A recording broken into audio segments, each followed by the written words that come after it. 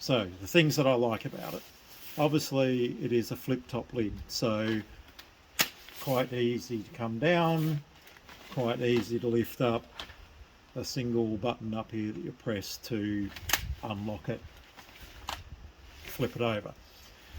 Thing I love about the LS2s, both the 1 and the 2, the Valiant 1 and Valiant 2, is that when you flip it over, it goes all the way over. So if it's stinking hot and you do want to get some airflow, you can have this back and you don't get buffeted with wind or anything like that. Okay, as with the Valiant 1, the chin strap is your click and lock system.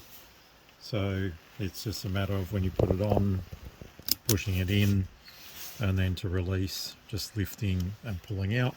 I really like that feature compared to the old D-ring style helmets. So on the Valiant 1, to get the visor off, it came with a little press stud tool that you pressed in there to get your visor off, which was a bit of a pain. Thing love about the Series 2 is to get the visor off. It's just two little clips here. Undo it.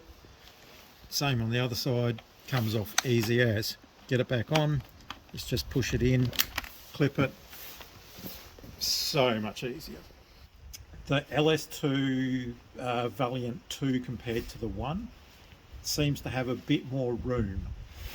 So when I bring that down, and if I bring my sun visor down on my Valiant 1, it used to touch my nose. It seems to have a bit more room in this one where it's not touching my nose. So it's very simple just to put your visor up and down. You just pull it up and down there. Padding wise, yeah, plenty of padding inside. I think they did change the shape a little bit on the Valiant 2 compared to the Valiant 1, because my Valiant 1 I was a size XL. With the Valiant 2 I'm actually a size 2XL, so unless my head's gotten bigger, it does seem to be a tighter fit between, and the shape a little bit has changed as well. So yeah, plenty of padding. There's room in there if you've got, you know, a comm system and everything to put that in. Wind noise, I haven't had a helmet with any brand that I've had that you don't get wind noise with, so I always wear earplugs with my helmets regardless. The venting on the Valiant 1 I think was better than what it is on the Valiant 2. So on the 2 you've got two vents at the top, which is a little bit fiddly to do when you're riding along and you're putting your hands up here and trying to move it and everything.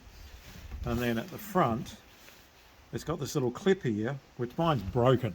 I don't know whether I knocked it or what, but it seems to be pretty flimsy because this bit here has actually broken off. So you can see in there that that lifts up and down to give you some venting through here. If we have a look at the Valiant 1, which in my view the venting is far better. So at the top it was simply, you could feel it quite easily, push it back, close it up. Same with on the chin, just push that up, stop the air, pull it down to get air. Seem to have better airflow with the Series 1 compared to the Series 2. Another thing that I like better with the Series 1 compared to the Series 2 is the actual sealing. So if you lift this up here, you'll notice that there's some rubber here.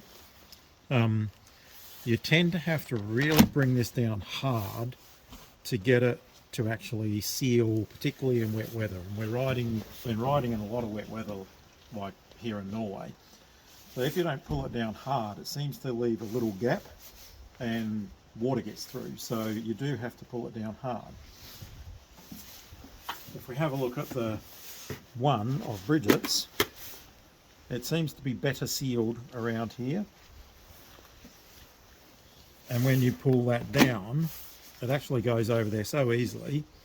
And on our ones, like we had our first ones for about 3 years, rode Australia, Europe, all conditions and everything. Never ever did we get any water in. So overall, the Series 2, there's some improvements from the Series 1, and my personal preference, I'd like to see a couple of changes, but overall they're a great helmet. Price wise, they're around the $550, $600 mark. Weight wise, they're comparable with your Schubert modular helmets and other modular helmets. I think this one comes in at about 1.6 kilos. I think the Schubert's come in around 1.6, 1.7 kilos. So, they are a heavy lid, or reasonably for a modular helmet, which they all seem to be. But we've ridden for 16 weeks now. I don't get tired or sore or anything else. And once again, thanks to White's Power Sports Australia for supplying us with the helmets and also our issue gear.